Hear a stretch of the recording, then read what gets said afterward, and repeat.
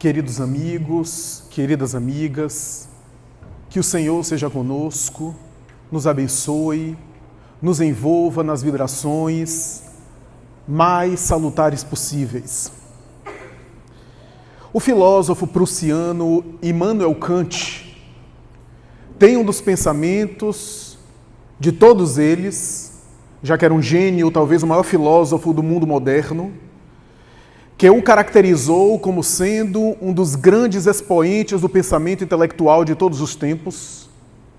Kant, dentre todos os pensamentos que ele possui, tem um deles que talvez se destaca. Tornar-se-ia talvez o pensamento mais célebre dele, o mais popularizado, o mais socializado e, para não dizer, em linguagens atuais de internet, o mais viralizado, quando ele diz: duas coisas me espantam, o céu estrelado acima de mim e uma lei moral dentro de mim. Essa expressão de Kant, ele que primava por conceitos morais, categóricos, de certa forma absolutos na sua filosofia da crítica da moral, da razão pura, que o notabilizou como grande pensador da cultura internacional, da história da filosofia, revela uma sabedoria talvez mais profunda do que talvez ele mesmo pudesse imaginar. Porque inserido em um meio e em um momento histórico onde a noção do transcendente ainda carecia de complementos que só mais tarde chegaria à Terra com o advento da doutrina espírita, Kant, nessa afirmação, antecipou aquilo que Allan Kardec iria examinar séculos, anos depois.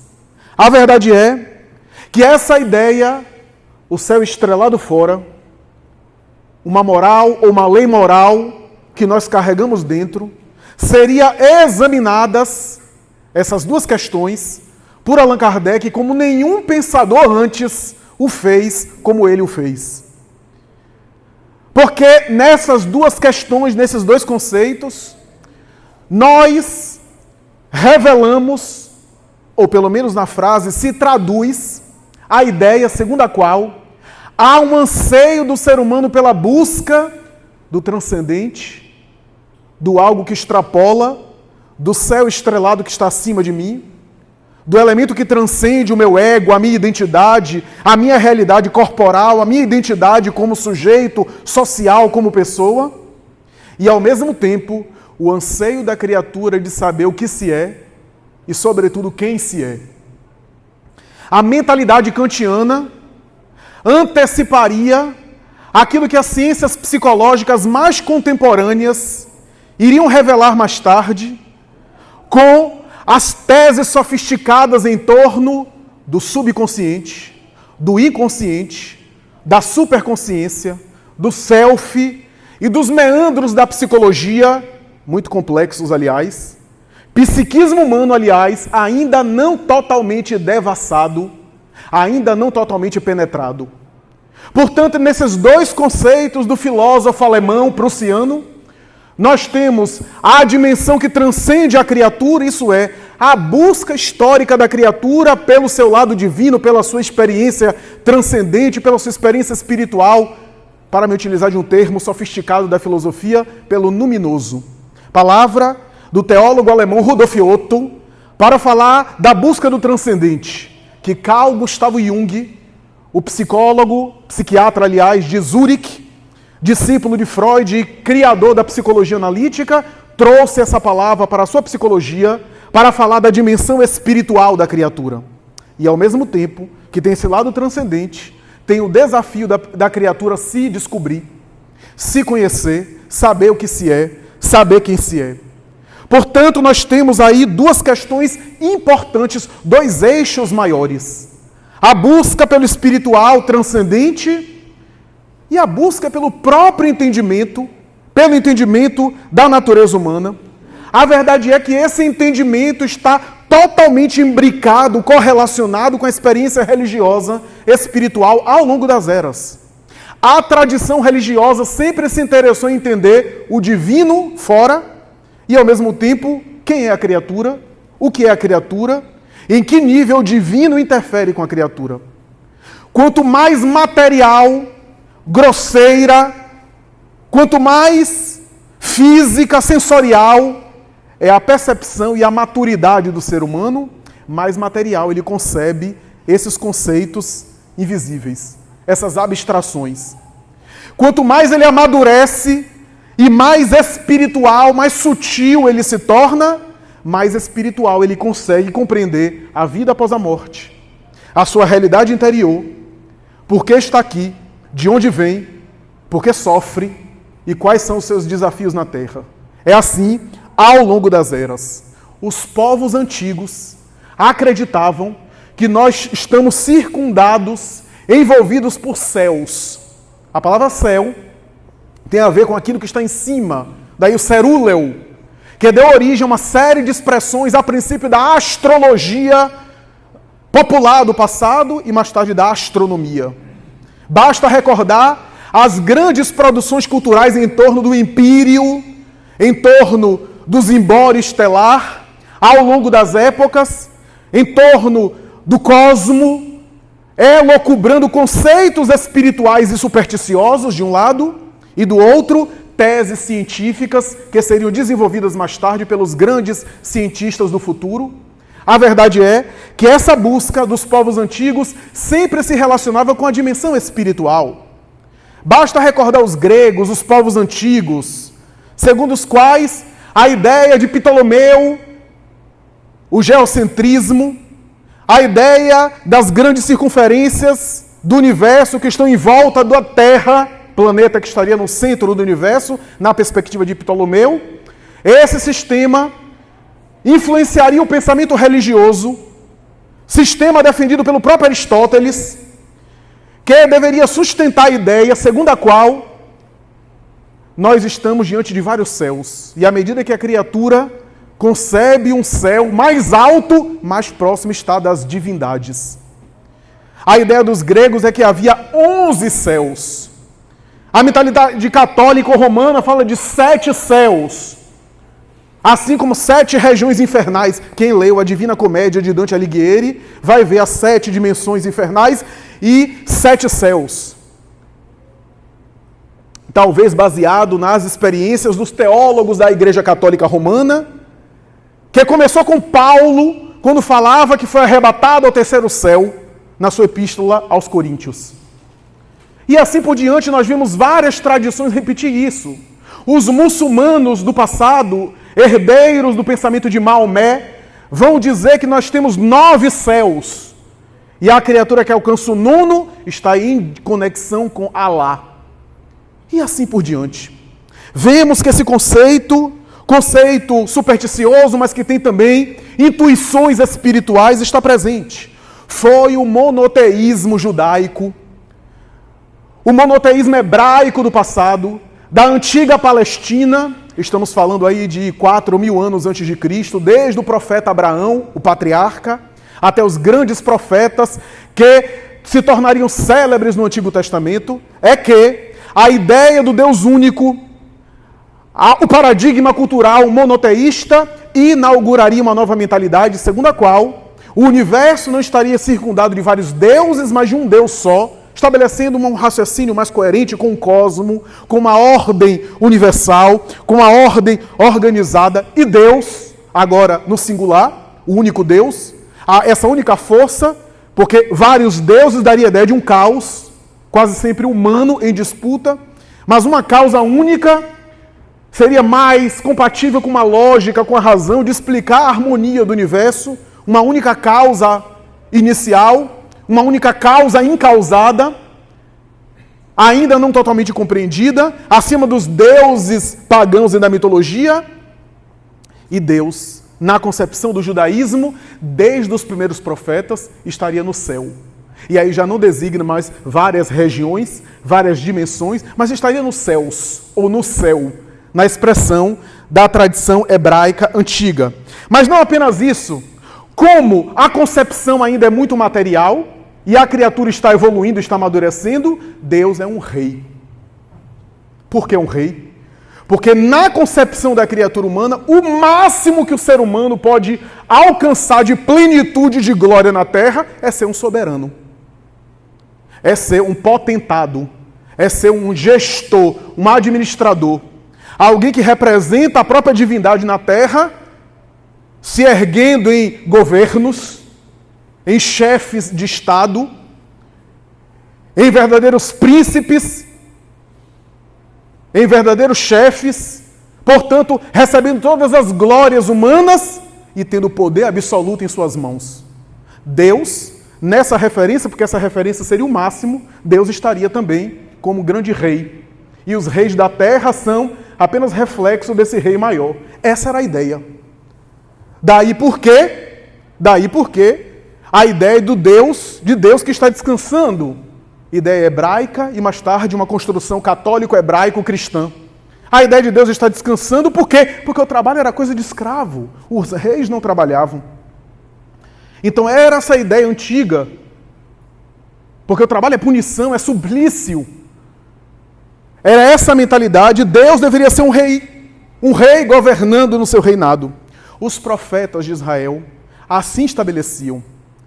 Profetas, aliás, que eram homens missionários intuídos pela divindade, que traziam um arcabouço, uma experiência do mundo espiritual para orientar a cultura. Israel era uma grande promessa do mundo espiritual, já que havia conquistado o monoteísmo, e os espíritos missionários reencarnavam para fortalecer aquele conceito, porque Israel tinha uma missão, como todo país tem uma missão, para influenciar as culturas do futuro na Terra. É assim que nós vemos um Isaías, um Elias, um Malaquias, um Jeremias, com grandes lições, mas como eram homens, espíritos mais ou menos evoluídos, mais ou menos crescidos, traziam a sua intuição do além, de acordo com a sua maturidade. Em alguns momentos, não entendendo muito bem aquilo que eles revelavam em transe, em intuição. Traziam grandes verdades, com uma linguagem grosseira, rude, mas traziam grandes conceitos. Esses profetas estabeleciam que Yahvé, Deus, é um rei, que tem um reinado. E esse reinado está próximo. Vinham aquelas profecias escatológicas, ou seja, as profecias de algo que deveria acontecer. O Armagedon, o Apocalipse, o dia final, o juízo final. Essas expressões que têm a ver com o vaticínio, com o momento decisivo. Mas não se sabia, nem eles, os profetas, não sabiam direito como é que isso deveria acontecer. O próprio João Batista, já no Novo Testamento, falava de um reino que viria, que está próximo. Ele intuía, mas não sabia o que era isso. Como é que era isso? Tanto é que mais tarde, mesmo preso, ele que havia anunciado Jesus na terra, ele manda os seus discípulos perguntarem se Jesus era o Messias. Ora, já preso, porque é como se dissesse assim, manda perguntar se realmente é ele, porque eu vou perder a cabeça logo logo. Quero saber se realmente é ele ou devo esperar outro. Se ele é o esperado. Porque eram homens espiritualizados, mas eram homens, que ainda tinham seus momentos de contradição, que oscilavam, que tinham momentos de grandeza e momentos de angústia, de dúvidas, como todo missionário. Porque o missionário na missão também cresce e amadurece na missão. Ele não está pronto, não está acabado. E é assim que nós vemos essas intuições com ideias incompletas. De um Jeremias que falava de coisas maravilhosas, mas numa linguagem da época. Eu já citei aqui uma profecia de Jeremias que ele fala que no futuro gafanhotos voariam e colocariam ovos que destruiriam a terra. Ele estava falando dos aviões de guerra. Ovos que gafanhotos colocariam e destruíam criaturas humanas, que cuspiriam fogo pela boca, ou melhor, pelo bico. Ora bem, não tinha linguagem de avião. Ele, portanto, na imagem psíquica que ele intuía, ele transmitia às criaturas aquilo que ele via no futuro. E assim por diante. Ideias, portanto, incompletas. Como é que isso acontecia? Não se sabia. Se sabia que haveria um reinado de Yahvé, um reinado de Deus. A interpretação dominante das escolas de rabinos no judaísmo, das grandes escolas de interpretação da lei e das profecias, a interpretação que mais dominava era que esse reino divino era uma monarquia material que deveria se instalar. Ou seja, que Deus um dia ia implantar esse reinado como sendo uma espécie de poder executivo, quase que um impeachment. já que está na moda. Um poder executivo na terra, através de uma revolução ou de uma implementação divina dos céus para a terra, onde Deus governaria o mundo. Só que, nessa interpretação, o mundo era Israel como sendo o centro do mundo. Porque aquele povo sofrido, que foi vítima do cativeiro do Egito e depois da Babilônia, que via para lá e para cá sendo escravizado, e era o único povo monoteísta, consolado por essas informações, achava que quando esse reinado estabelecer, já que viveu sob reinados que o subjugavam, por impérios que quase sempre escravizavam eles, acreditava que quando esse reino divino viria, iria, de alguma forma, consolá-los e colocar Israel no centro do mundo, no centro da humanidade, e o reinado de Israel deveria escravizar o resto do mundo, principalmente Roma, porque os judeus tinham uma coisinha assim com Roma, que não é à toa, né? É só a gente ler as tradições, por conta da escravidão, da dominação do jugo romano e dos impostos. Já havia essa calamidade na época. Bom, a verdade é que esse reino era material, era uma monarquia material, era essa concepção. Portanto, se esperava um governo dessa ordem. E o que é que se acreditava na interpretação da lei? Que aqueles que praticassem a lei que os profetas ofereceram, a gente está falando de Abraão até Elias, principalmente. A gente está falando dos grandes profetas, especialmente da lei mosaica. 613 mandamentos, aproximadamente, todos os mandamentos, ou se quisermos resumir, pega o decálogo, os 10, que resume os 613. Ali estava a lei, era necessário segui-la. Aqueles que seguissem iriam ter privilégio nesse reinado, quando o reinado se implantasse no mundo. Iriam ter lugar de destaque. Iria ter um cargo de confiança, iria ser chefe de gabinete. Essa era a ideia. Então, se aguardava. Os fiscais, para observar isso, chamavam-se fariseus, que viviam apegados à letra da lei, fiscalizando a vida alheia, para saber se as pessoas estavam seguindo a lei, e tentavam cumprir rigorosamente aquela lei. Portanto, eram síndicos dessa lei, com rigor extremo, e aqueles que não praticavam a lei, ou que eles não consideravam que praticavam a lei, eram excluídos, eram considerados impuros, eram maltratados, assassinados, executados em praça pública, excluídos da sociedade, humilhados publicamente, perseguidos. E aqueles que seguiam a lei, que eles escolhiam, que eles selecionavam, eram chamados de herdeiros do reino. Os herdeiros do reino. Era essa mais ou menos a ideia. Os pecadores, portanto, eram excluídos, expressão que aparecia na época, pecadores, mas havia uma interpretação minoritária, uma interpretação pequena, ou seja, que poucas pessoas acreditavam, que esse reino deveria ser um reino espiritual. Um reino espiritualizado, que não seria um reino material. E esse reino espiritual deveria um dia se implantar na terra. Agora como? Nem essas pessoas sabiam como. Alguns estudiosos do Torá acreditavam que era um reino espiritual, mas nem sabiam responder a pergunta, como é que é isso? Não tinham elementos, não tinham recursos para saber. Sabia que quando esse reino espiritual se instalasse, Jerusalém ofereceria leite e mel à humanidade toda. O símbolo do leite e mel. E a partir desse momento, Jerusalém seria uma Jerusalém libertada. A ideia da libertação de escravidão, mas era uma libertação maior. Nesse momento, a gente teria uma nova era. Mas não se sabia muito bem como é que seria isso. Como é que se daria isso? Os conceitos que nós entendemos hoje de espiritualidade, de reencarnação, eram muito grosseiros, eram distorcidos, eram muito misturados. Tinha uma ideia pálida das verdades espirituais. Veio Jesus. E por isso, Jesus estabeleceu que não vinha destruir a lei, mas vinha pleros, expressão grega, que significa completar, cumprir, mas cumprir no sentido de complementar, não cumprir no sentido de seguir. Porque se Jesus seguisse a lei como outros profetas seguiram, ele não faria nada de diferente, não seria especial. A expressão grega é pleros, que é usada muito para preencher um copo d'água, pleros. Portanto, cumpriria no sentido de vivenciaria como nenhum profeta vivenciou, mas completaria com a sua vivência e complementaria aqueles pontos ainda não entendidos da lei, com lições práticas e com ensinamentos do cotidiano. Tanto é que o espírito Humberto de Campos, através de Chico Xavier na obra Boa Nova, quando narra as primeiras pregações de Jesus, ele traz isso dos arquivos espirituais, Humberto de Campos vai dizer que quando Jesus começa a fazer as primeiras pregações, chegando em Cafarnaum, Cafarnaum era o local que ele mais preferia de fazer pregação. É uma cidade, até hoje é uma cidade, menor do que Brotas. Devia ter, na época, umas 50 casas. E ele chega em Cafarnaum, aquele povo analfabeto, pescador, miserável na sua maioria, sem nenhuma riqueza, sem nenhum poder, se aproxima daquela praia e começa a conversar com André e Simão Pedro, dois irmãos, e diz que estava ali para falar do reino de Deus, o reino dos céus. Aquilo impressionou. A figura dele impressionava. E aí André, diz Humberto de Campos, olha para o irmão Simão e diz: Simão, reino de Deus aqui em Cafarnaum, será que se a gente chamar aqui os vizinhos nossos, fazer aqui uma reunião, de repente...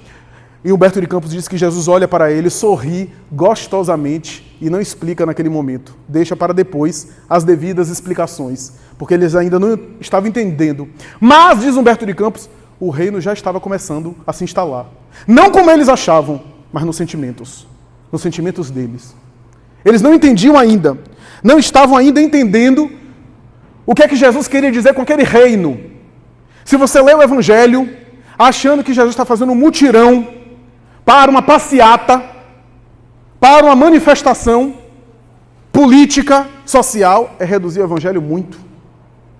Jesus estava convocando espíritos e não seres materiais. Joana de Ângeles, na obra Não Temas o Mal, e em outra obra dela vai dizer que ali Jesus não estava falando a corpos, mas estava convocando aqueles espíritos que seriam os futuros colaboradores da sua mensagem ao longo dos séculos.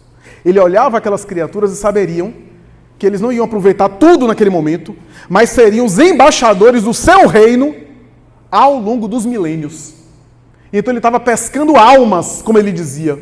Não era para aquela vida, é para a humanidade futura. E realmente eles seriam os grandes mensageiros ao longo dos tempos. Jesus, portanto, se acerca e fala sempre nessa expressão, reino dos céus. Jesus se aproveitou de uma expressão que já era conhecida, reino de Deus, reino dos céus. Expressões que se complementam. Reino de Deus está dizendo quem é o rei, Yahvé. E dos céus, aonde é que está localizado. E essas duas expressões se complementam. A verdade é que quando a gente pega o Novo Testamento, para ler essas expressões, primeiro, a expressão que mais aparece no Novo Testamento é reino, ou reino de Deus, ou reino dos céus. É a expressão que mais aparece no Evangelho de Jesus. Aparece cerca de 100 vezes. É a expressão que mais se repete, e não é à toa. Porque ali estava o tema básico que Jesus deveria desenvolver. A sua doutrina estava centralizada nesse tema. E quase que todas as parábolas dele era para explicar o que era esse reino. Aliás, difícil de explicar, porque é uma abstração, para colocar em palavras. Ele retoma um conceito antigo, reino dos céus, reino de Deus, que não era compreendido, que tinha uma verdade espiritual que os profetas passaram, mas que não foi totalmente compreendido, que não foi totalmente assimilado. Ele retoma esse tema para dizer assim ao povo de Israel, porque esse tema era conhecido do Torá. Está lá no livro de Daniel, no Antigo Testamento. Aparece em vários momentos. Ele vai dizer, olha, deixa eu dizer uma coisa para vocês. Sabe o tema do reino dos céus, do reino de Deus, que é um tema de muita confusão? Ali está o centro de algo muito importante que os profetas revelaram, que nem eles entendiam direito, que vocês não entenderam direito, e agora a minha missão é explicar. O centro da missão de Jesus é esse. Ele tentou explicar de maneira direta no Sermão da Montanha, que é uma linguagem muito direta, e não foi entendido na maioria, mas ali estava o elemento mais profundo da sua mensagem. E no segundo momento, todas as parábolas de Jesus, de alguma forma, é para explicar o que é o reino dos céus. Por essa razão que quase que todas as parábolas dele, ele começa assim, o reino dos céus é semelhante a... e conta a história. E a gente vai examinar isso. Agora tem uma curiosidade aqui. No Evangelho de Mateus e de Marcos, a expressão sempre é reino dos céus.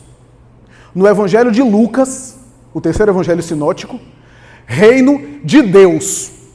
Somente aparece reino de Deus. João tem um evangelho diferente. A gente não vai entrar aqui e colocar João nessa história. Mas por que isso? Porque Marcos e Mateus são judeus. E o judeu não falava o nome de Deus em vão. Não pronunciava o nome de Deus. Era um dogma, era um ritual, um apego demasiado à letra, que não se podia falar no nome do impronunciável. Então se referia a Yahvé, aquele que é, o absoluto, aquele que não tem nome, mas não falava Deus. Era um ritual, era um apego a um dogma que o judeu observava. Por isso, nos textos de Marcos e de Mateus não tem reino de Deus, tem reino dos céus. Mas Lucas não era judeu, Lucas era grego. Por isso que o texto dele fala de reino de Deus. Então nós temos aí esses evangelhos que se complementam.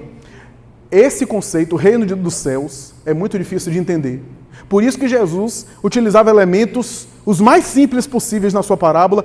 Cada parábola de Jesus é para explicar um aspecto desse reino. Um aspecto desse reino. Aliás, no capítulo 13 de Mateus, há uma sequência de parábolas, começando com a parábola do semeador, que são chamados hoje de parábolas do reino. Porque todas elas falam do reino dos céus. E cada uma delas fala de um aspecto. É como se o reino dos céus fosse um espelho e cada parábola fosse um pedaço desse espelho, que explicaria um aspecto. Então a gente tem parábola do semeador. O semeador saiu a semear, jogou a semente no campo e fala sobre diferentes sementes, diferentes campos, etc. Aí tem parábola do joio e do trigo. Parábola do joio e do trigo. Um homem saiu a semear, jogou uma semente, mas essa semente frutificou e cresceu com joio e com trigo. Os seus trabalhadores, os seus empregados, quando viram a semente, as folhas, as plantas crescendo, resolveram retirar o joio ou separar o joio do trigo. Mas o Senhor chamou e disse, não arranque. É melhor que ambas cresçam para só depois diferenciá-las. Porque ao arrancar o joio, corre-se o risco de arrancar o trigo. Estamos falando de elementos profundos. Em uma linguagem psicológica, é do vício que sai a virtude. E você não deve arrancar o vício, mas transformá-lo em virtude. A sua luta não é brigar com seus vícios, mas é redirecioná-los. Porque se você é muito agressivo, não é para você ficar agora apático. É para você direcionar essa agressividade, não na grosseria, mas na perseverança, na obstinação. Porque há momentos que você tem que ter uma energia de leão. E há momentos que você tem que ter uma delicadeza de borboleta. Agora, se você tiver a energia do leão no momento que você deve ter a delicadeza de borboleta, você vai ferir os outros. E se você tiver a delicadeza de borboleta no momento que você precisa ter uma reação de leão, você vai ser apático e vai perder oportunidades. Então, é uma questão só de dosar e de direcionar. Mas as parábolas falam do grão de mostarda. O reino do céu é semelhante a um grão de mostarda que é jogado, que é a menor semente que existe, mas que depois que cresce, torna-se a maior árvore que existe. Olha as polaridades, a menor e a maior. O reino dos céus é semelhante a uma mulher que pega 3 partes de farinha, mistura e só se dá por satisfeito quando tudo fermenta e se torna em levedo. Produz. O reino dos céus é semelhante a um homem que encontrou uma pérola no seu campo. Ao descobrir esse tesouro, vendeu tudo para ficar só com a pérola. O reino dos céus é semelhante a um homem comerciante que negociava recursos até que encontrou um grande tesouro, uma grande joia. Negociou tudo que tinha e todos os seus haveres para ficar apenas com aquela joia. O reino dos céus é semelhante a uma rede que é lançada ao mar, que colhe todas as qualidades de peixes e separa os peixes bons dos peixes ruins. Ora, se você for pegar todas essas parábolas, há um elemento em comum. Qual é o elemento em comum? O semeador que sai a semear joga a semente na terra, e a terra penetra a terra. O homem que saiu plantando joio com trigo fez o mesmo, fecundou, e as plantas cresceram. O grão de mostarda cresceu de dentro para fora. O levedo e a farinha que fermentou cresceu de dentro para fora. O tesouro que foi encontrado dentro da terra foi encontrado dentro. Estava no mundo interior. O tesouro que foi encontrado no campo estava também dentro. A rede que foi lançada dentro do mar. Todas as parábolas falam de interiorização. Falam de uma dimensão interior. Falam de um movimento de interiorização e depois de um crescimento de dentro para fora. Esse é um aspecto muito... Mesmo nas parábolas que falam de muita extroversão, a parábola do festim de bodas. O reino do céu é semelhante a uma festa de casamento, o pai de família, que é Deus, matou bois, fez uma grande festa do casamento para que seu filho se casasse. É interessante que a noiva não aparece, coitada. Por quê? Porque não é um casamento convencional, não é um jovem casando com uma mulher. O noivo é Jesus e a noiva é a humanidade toda. A festa de casamento fala isso. Mas mesmo nesse símbolo, nós temos a túnica nupcial, uma vestimenta que é algo pessoal, interior. Tecer a túnica nupcial. Então, o tempo todo nós estamos falando disso. De interiorização. O reino dos céus é algo interior. Mas em outro momento, ele vai falar de algo transcendente. Quando ele está no Evangelho de João, diante de Pilatos, num grande julgamento, ali estava num processo judiciário, toda a liturgia. E Jesus vai dizer para Pilatos, meu reino não é deste mundo. Ora bem, se de um lado nós temos a ideia de um reino que deve ser buscado na criatura, ou um reino que deve ser buscado nesse mundo mesmo, interiormente, naquela expressão que Jesus fala a Pilatos, ele diz, meu reino não é desse mundo, porque se fosse desse mundo, eu não seria entregue à justiça. E dá outras explicações. É interessante que Pilatos volta e tenta ainda perturbá-lo ou interrogá-lo, e Jesus responde, eu sou testemunha da verdade. E quem ouve a verdade, ouve a minha voz. É interessante ele usar a expressão testemunha, porque na liturgia do processo penal, a testemunha é um dos elementos mais importantes do ritual judiciário. Ele era a testemunha, ele era o réu, mas ele estava dizendo que ele era a testemunha. Testemunha de quê? Da verdade. E toda testemunha que é arrolada no processo é testemunha porque viu, porque presenciou. Ele estava dizendo que eu vi a verdade. Eu vejo a verdade. Olha que linguagem simbólica interessante que o texto de João coloca. Mas quando ele diz que o meu reino não é desse mundo, ele está dizendo que é um reino que está fora desse mundo. Está em outro mundo? Isso foi motivo de muita especulação, de muita discussão. Ora, se o reino deve ser buscado nas coisas interiores desse mundo, no mundo interior da criatura, e em outro momento ele fala que esse reino não é desse mundo, estamos diante de uma aparente contradição. Porque não é um reino desse mundo, é um mundo que deve se buscar em outro mundo, em um mundo exterior. Nós estamos diante de um enigma filosófico, que é essa contradição da imanência, algo que é interior, com a transcendência, algo que se busca e que se alcança fora, que se busca numa viagem exterior. Como conciliar essa aparente contradição? Como conciliar com todo o seu discurso que ele fala de uma interiorização? Eu me lembro das bodas de Caná. Quando ele está naquela festa de casamento, os noivos eram ligados à sua mãe, portanto, amigos da família de sua mãe. Sua mãe foi convidada, ele compareceu como era do ritual na época.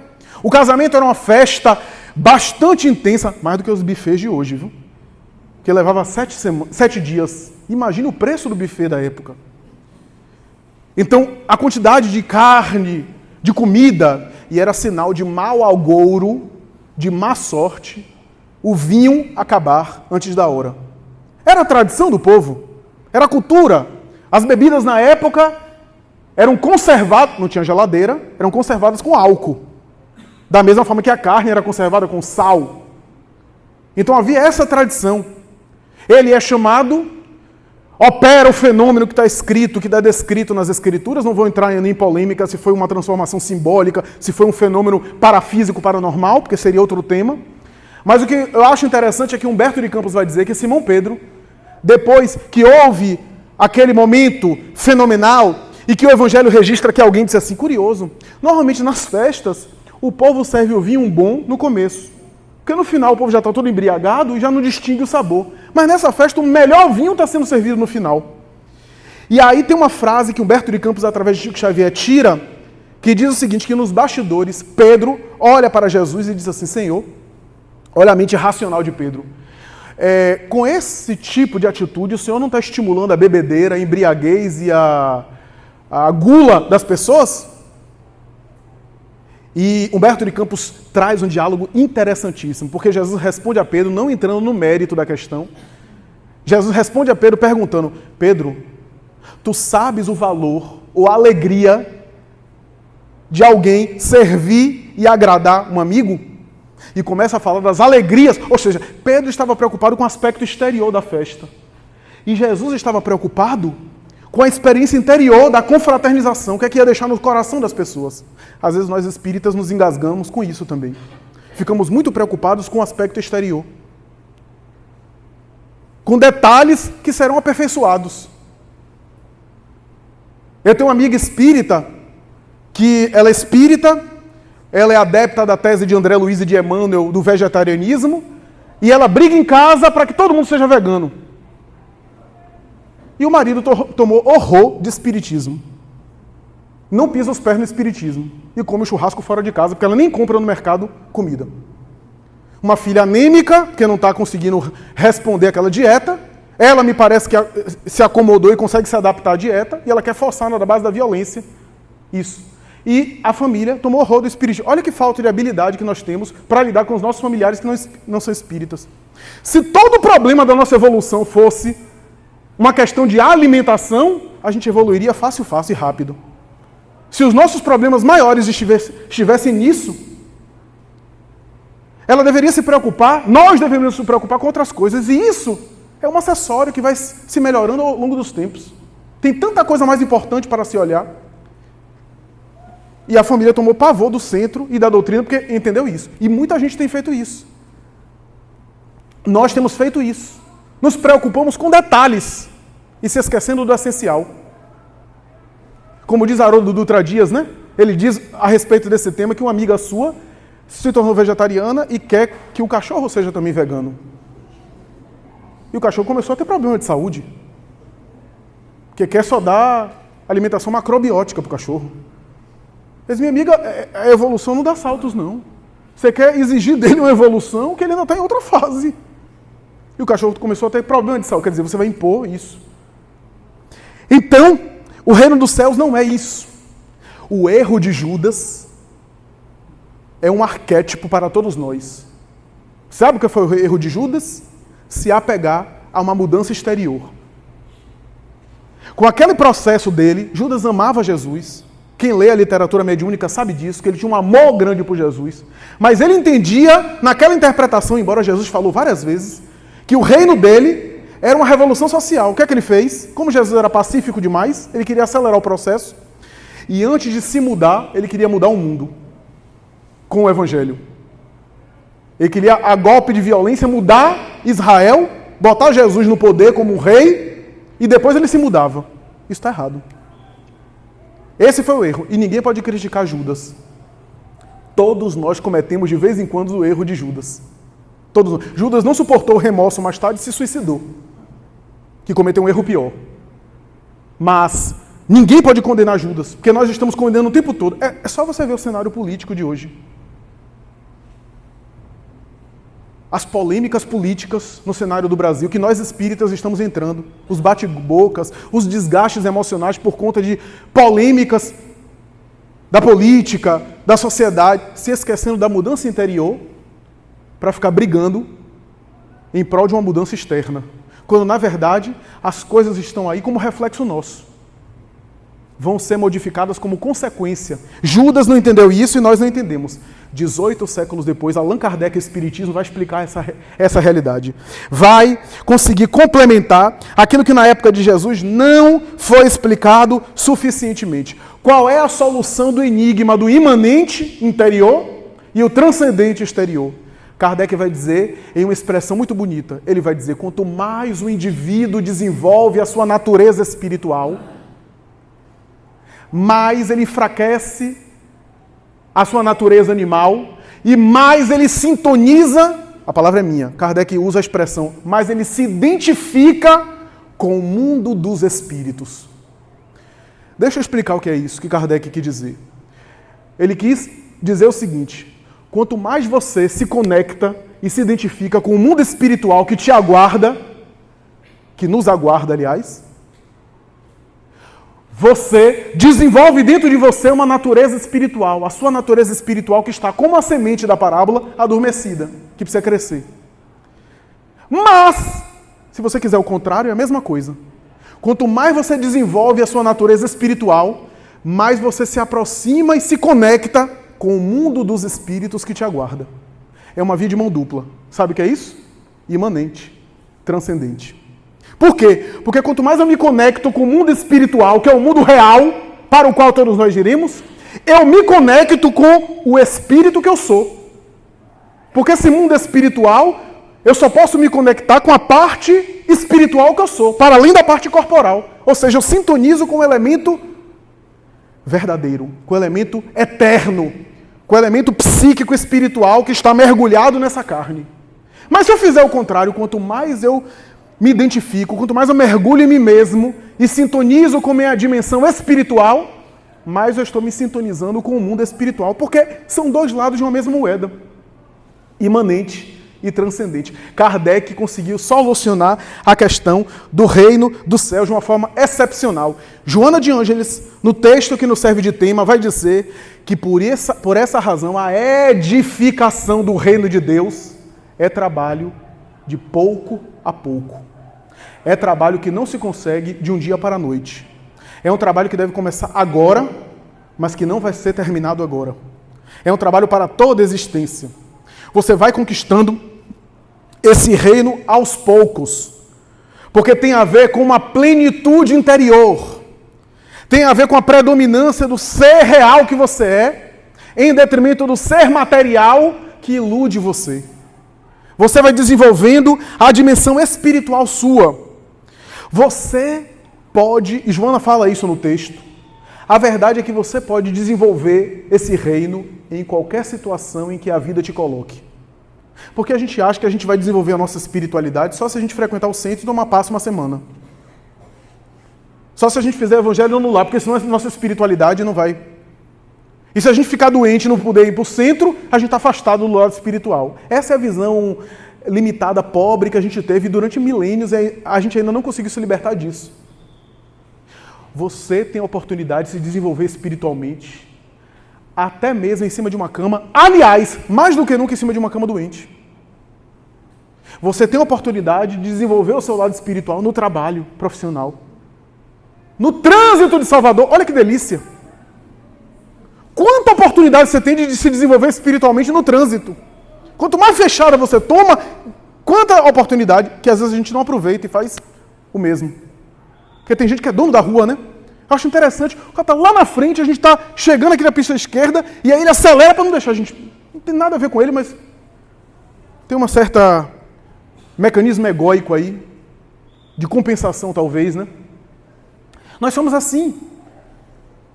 Então, em qualquer situação da nossa existência, a gente sempre tem oportunidade. Se você não está vendo a oportunidade para desenvolver esse reino dentro de você, é porque a visão nossa, com as lentes espirituais, está fechada, essa visão. A gente não está percebendo. Porque numa convivência com alguém, num diálogo, porque o reino é uma construção, é processual. Por isso que os autores como Joana de Ângeles e outros falam tanto desse ser psicológico, que é a mesma coisa. O amadurecimento psicológico, a plenitude emocional é conquistada através desse autoencontro, desse autodescobrimento, porque lentamente você vai sintonizando, você vai se conectando com as suas realidades essenciais, com o ser espiritual que você é. E se torna pleno, se torna integrado. Por isso os grandes homens, Joana no texto cita Tolstói, a saga de Tolstói. Na última parte do texto, ela fala dessa saga de Tolstói. Quando fala desse momento onde Tolstói, que teve uma vida extravagante até metade da sua vida, uma vida de excessos, esse grande gênio da literatura, se tornou cristão, espiritualista, abandonou os excessos, abandonou as extravagâncias dele, optou por uma vida mais simples. E aqui a simplicidade não é a simplicidade de objetos materiais, mas a simplicidade do coração. A postura menos extravagante. A postura com as coisas que é essenciais. Porque muita gente acha que simplicidade é só ter duas camisas. Uma você está usando e a outra está lavando. Não tem nada a ver.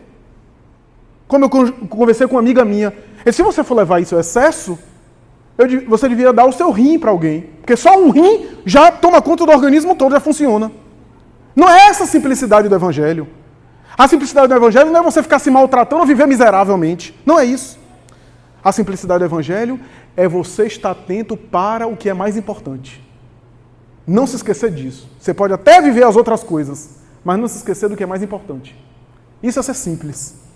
Isso é priorizar o que é mais importante, em detrimento daquilo que pode ser até interessante, mas é supérfluo. Então, o aproveitamento das oportunidades para construir. Diz Joana que Tolstói fez essa viagem, que começou a se despojar, não apenas das coisas, mas sobretudo das paixões que ele tinha. E se tornou um grande exemplo, um exemplo interior de luta pela paz, de promulgação do respeito pela vida, pelas pessoas. E quantos outros? Porque o reino de Deus, ele é construído, o reino dos céus é construído através dessa ação. Nem uma ação exterior. Porque se eu acho que o reino de Deus é apenas uma quantidade matemática das coisas que eu faço para fora, tem muito espírito no umbral que está fazendo um monte de coisa sem parar. Não é só fazer as coisas braçalmente. Porque senão eu estou fazendo as coisas até no automático. Não, o reino dos céus é quando eu aproveito as coisas que eu faço para crescer. É isso que Chico fazia. Ao longo das 412 ou 18 obras psicografadas, ao longo dos trabalhos que chegava a varar pela madrugada, ao longo das 10 milhões de mensagens que ele encaminhou a pessoas particulares psicografadas, ao longo do atendimento às massas, ao longo dos livros e das grandes mensagens que ele entregou pelos espíritos, ao longo desses 75 anos de mediunidade, Chico Xavier foi escrevendo uma mensagem que não ficou no papel, que foi a mensagem da sua vida. Essa foi a mensagem mais importante dele. Essa mensagem não foi escrita. Ao longo das viagens que Divaldo fez, em todos os países da Terra praticamente que ele esteve, levando a mensagem espírita e pregando, ele fez uma viagem mais importante, que foi a viagem de amadurecer ao longo desses 91 anos. Ao longo da luta que Gandhi fazia na não violência, ele ia construindo uma pessoa mais madura.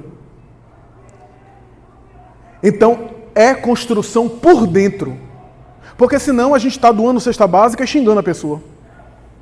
E a gente vê espíritos desencarnando e ficando mal no além, porque achou que o reino dos céus era apenas fazer a caridade para fora. Não, o reino dos céus é aproveitar, fazer por fora para construir por dentro. Eu construo por fora para um dia edificar no meu mundo íntimo. E as experiências de fora são oportunidades para eu erguer algo dentro de mim. Porque quando o Divaldo desencarnar, a mansão do caminho vai continuar. Bem ou mal, as obras continuam, algumas acabam. Grandes obras já acabaram. Mas Divaldo vai levar com ele a mansão do caminho dentro dele. Cadê a obra de Chico? Além dos livros, é claro. Mas aonde quer que Chico esteja, levou. Cadê as igrejas que Paulo fundou na sua pregação? Mas onde Paulo está, ele leva uma igreja dentro dele.